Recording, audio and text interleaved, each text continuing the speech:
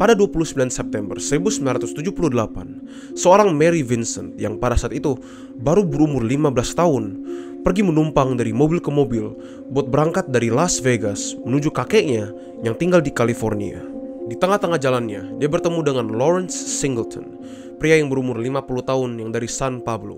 Singleton menawarkan Mary untuk mengantarnya ke Los Angeles yang tampaknya lagi jalan searah. Mary diberikan pilihan ini meskipun awalnya enggak merasa nyaman, akhirnya menerima tumpangan tersebut. Pada awalnya Mary enggak merasa takut. Lawrence ngajak dia ngobrol, dia bersifat baik dan sopan pada awalnya. Tapi kemudian dia mulai ngambil rute-rute aneh yang Mary enggak kenal. Mary awalnya coba buat optimis, mungkin dia pikir kalau ini jalan pintas. Tapi ketika Lawrence melewati jalan yang dia tahu mengarah ke Los Angeles, baru Mary panik. Tapi dia menyembunyikan perasaannya dari Lawrence, berharap kalau dia nurut, dia gak bakal diapa-apain. Dan disinilah ketika si Mary paling merasa enggak berdaya, muncul sebuah kesempatan. Entah karena si Mary enggak panik dan tetap antang-antang aja, meskipun tahu kalau ada sesuatu yang enggak beres, tapi si Lawrence ngerasa cukup nyaman buat tinggalin Mary sendirian dalam mobilnya ketika dia pergi ke toilet. Dan Mary langsung ngambil kesempatan ini. Detik di mana Lawrence masuk ke dalam toilet, Mary langsung ngelempar pintu mobilnya keluar dan lari membawa tubuhnya sekencang dan sekuat yang ia bisa. Tapi mau lari kemana? Mary sekarang lagi di tengah-tengah jalan terpencil. Gak ada bangunan di sekitarnya, gak ada pohon buat ngumpat. Dan meskipun dia berteriak minta tolong, memohon dan mencari-cari, gak ada kendaraan yang lewat. Dan gak ada satupun orang yang dengar suaranya. Akhirnya Lawrence keluar dari toilet, dengar suara teriakannya Mary dan mengejarnya. Mary gak bisa kabur dari orang seperti dia, dan dia menangkap dan ngelempar Mary ke dalam mobilnya sebelum bawa dia dalam tempat yang lebih terpencil lagi dan memerkosanya. Mary menderita kekerasan brutal selama berjam-jam. Tapi penyiksaan si Lawrence bukan cuma dalam bentuk seksual. Enggak, dia gak ada niat buat biarin si Mary hidup. Dia jalan ke belakang truknya, ngambil apa yang terlihat seperti sebuah kapak sebelum perlahan-lahan jalan ke Mary. Dan Mary cuma bisa nangis dan berteriak ketika si Lawrence perlahan-lahan memotong kedua tangannya hingga buntung dan melemparnya ke dalam jurang kotor dan dibiarkan untuk mati sendirian. Tapi meskipun dia berlumuran darah, meskipun dia disiksa selama berjam-jam, meskipun kedua tangannya dipotong tanpa ada apapun buat meringankan rasa sakitnya, Mary hanya memikirkan satu hal. Aku gak rela mati di sini. Dan didorong semangat hidupnya, Mary bangkit. Nutupin lukanya make tanah, dia berjuang. Dia bangun dan memanjat ke atas tanah, mendaki selama 30 kaki ke atas jurang tersebut selama berjam-jam. Yang kalian bisa bayangin, tanpa kedua tangan kalian, itu sangat sulit. Tapi akhirnya dia berhasil. Dan dengan bantuan seorang pengemudi motor yang ngeliat dia di pinggir jalan, Mary dibawa ke rumah sakit sebelum dia dirawat hingga stabil. Dan dengan bantuan dan testimoninya si Mary, polisi akhirnya berhasil menangkap Lawrence Singleton. Dan Mary yang berhasil selamat dari kejadian ini akibat semangat hidupnya yang luar biasa, berkembang menjadi seorang pelukis yang sukses. Dan seharusnya kisahnya berhenti di situ. Mary selamat dan dia menjalani hidup yang bahagia, dan Lawrence di penjara. Harusnya itu endingnya. Tapi kalian tahu berapa lama Lawrence di penjara? Buat konteks, pembunuhan gak sengaja bisa dijatuhkan penjara seumur hidup. Jadi menurut kalian, berapa lama Lawrence di penjara setelah percobaan pembunuhan, kekerasan, mutilasi, penculikan, dan pemerkosaan? 14 tahun. Dan dia dikeluarkan setelah hanya 8 tahun karena berperilaku baik, sebelum kemudian membunuh Roxanne Hayes, ibu tunggal dari 3 anak.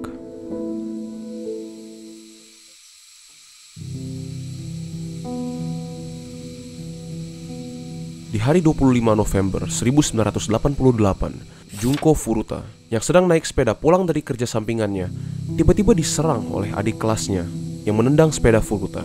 Dia tampaknya mau menyakiti Furuta, tapi sebelum dia ada kesempatan, kakak kelas Furuta yang kebetulan lagi deket pergi untuk menolongnya. Kakak kelasnya bilang kalau dia niat menjaga Furuta dari adik kelas ini dan mengantarnya pulang lewat jalan belakang.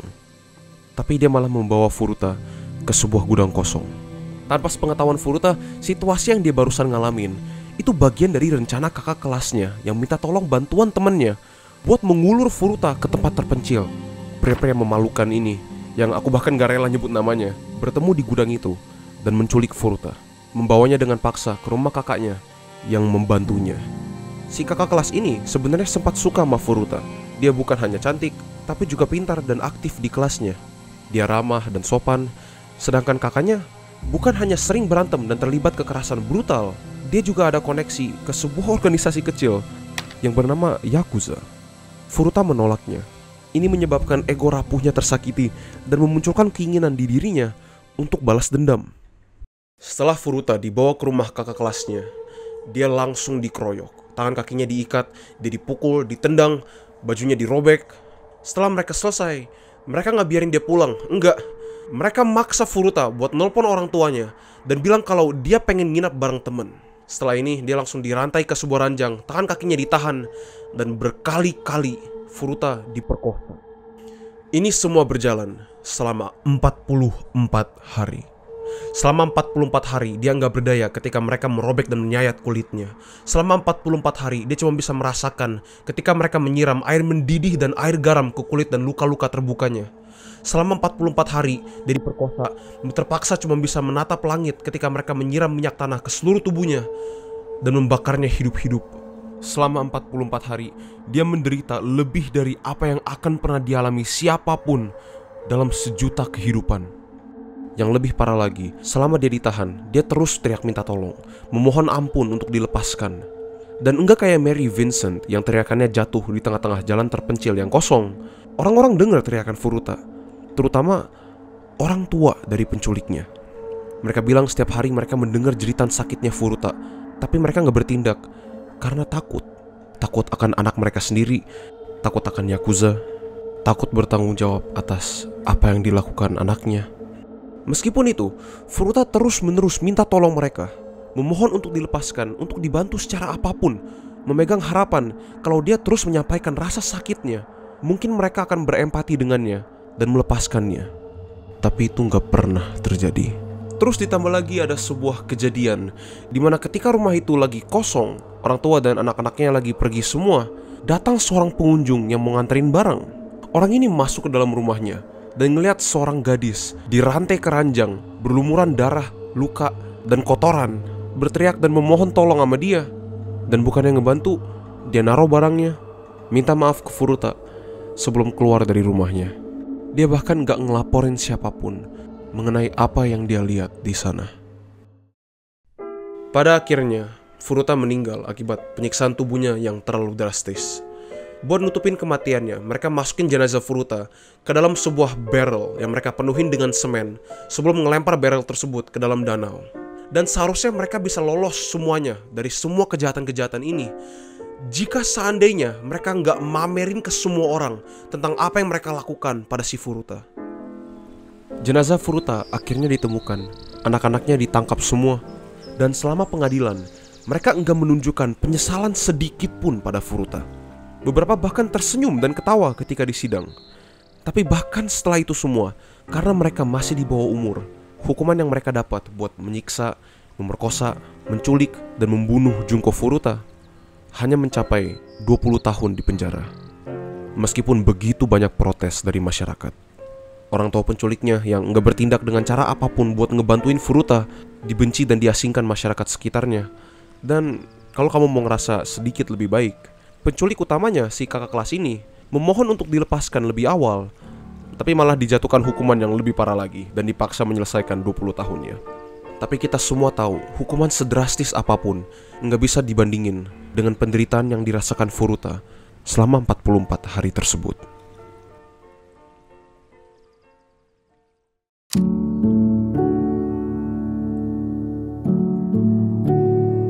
Kisah ini jujur susah buat aku masukin dalam video ini, karena meskipun dia nggak sebrutal atau nggak sepedih sama kisah-kisah seperti si Junko Furuta atau si Mary Vincent, kisah ini sangat simple tapi menusuk di hati aku yang bagian yang sangat spesifik.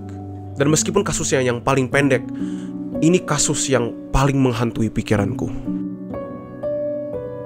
Pada 4 April 1991, Angela Mary Hammond sedang jalan pulang dari pesta barbecue temannya dan nelpon tunangannya Rob Schaefer di phone booth publik buat minta jemput. Umurnya hanya 20 tahun di waktu itu. dia juga lagi hamil 4 bulan dan udah ada rencana buat nikah dengan Schaefer.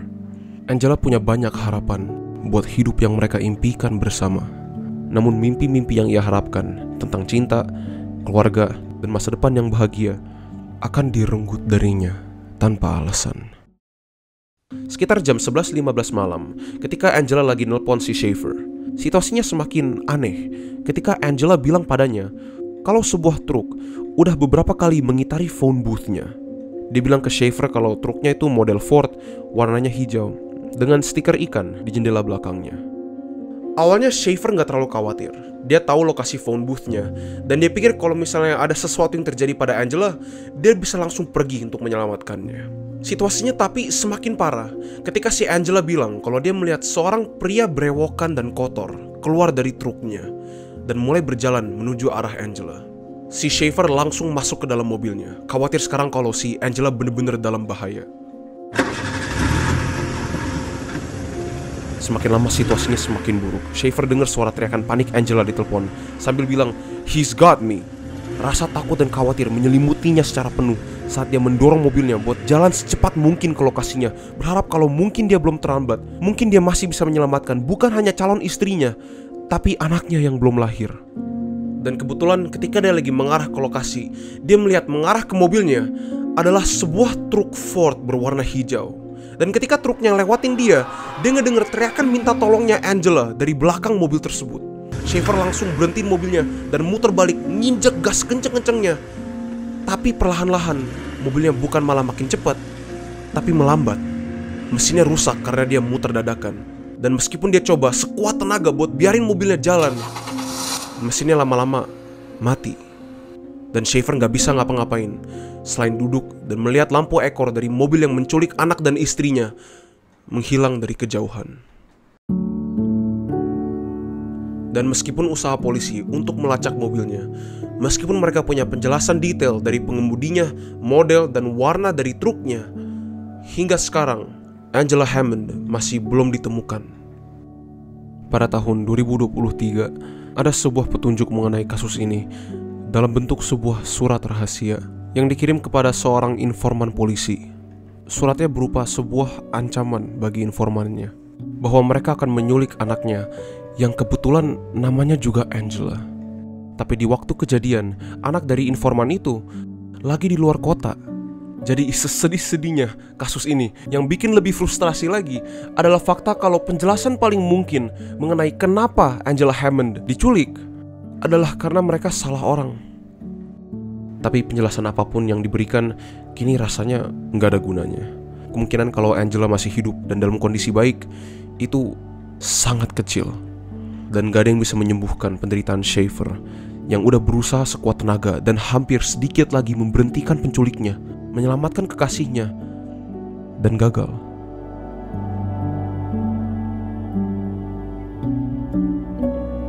Di antara semua kisah-kisah ini, aku nggak ngebahas serinci yang seperti biasanya aku bahas di video-video lain. Kalian tahu kalau misalnya aku ngebahasin sebuah kasus, aku biasanya masuk ke semua detail-detailnya, dari tanggal-tanggal yang akurat, semua nama-nama dan upaya pencarian dan metode-metode pencarian yang terlibat dalam kasusnya. Tapi itu bukan inti dari video ini. Video ini bukan buat aku ngeneparin semua kasus-kasus ini dan menyajikan informasinya buat mudah dicerna sama kalian. Mungkin kalian pengen aku masuk dalam detailnya. Apa yang terjadi pada Angela Hammond? Apa aja teorinya? Apa surat yang dikirim pada polisi yang berhubungan dengan kasusnya? Atau apa yang terjadi pada orang tua dan orang-orang yang melihat si Furuta kesakitan dan disiksa tapi enggak diapa-apain? Tapi intinya bukan itu. Enggak ada happy ending di kisah-kisah ini. Enggak ada misteri yang perlu dipecahkan.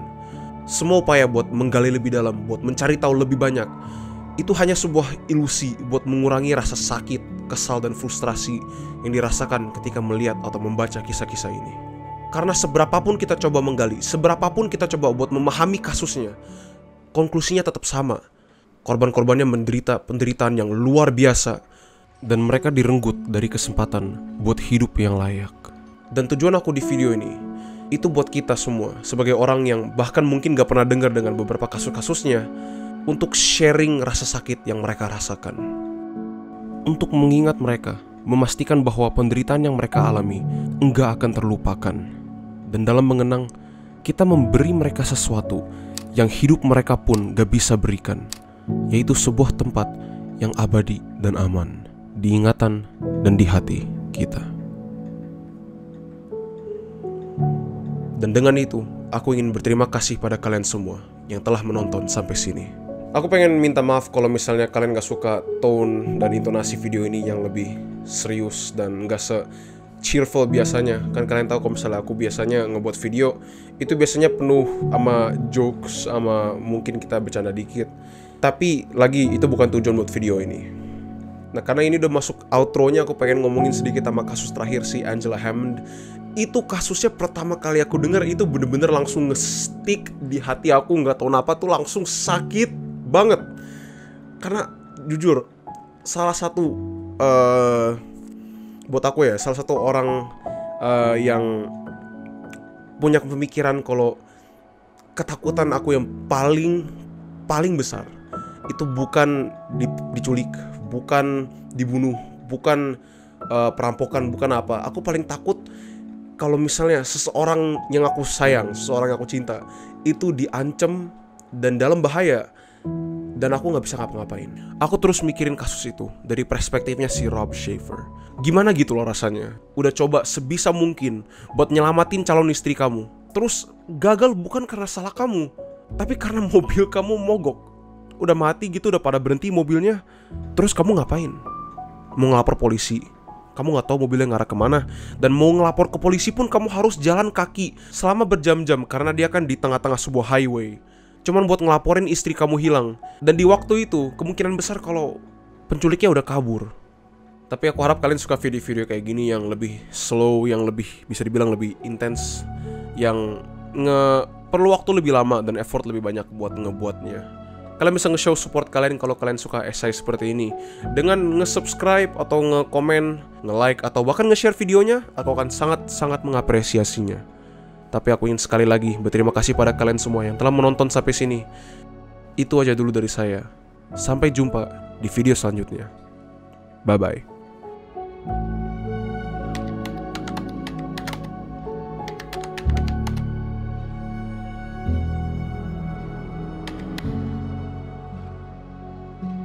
That's the most heartbreaking.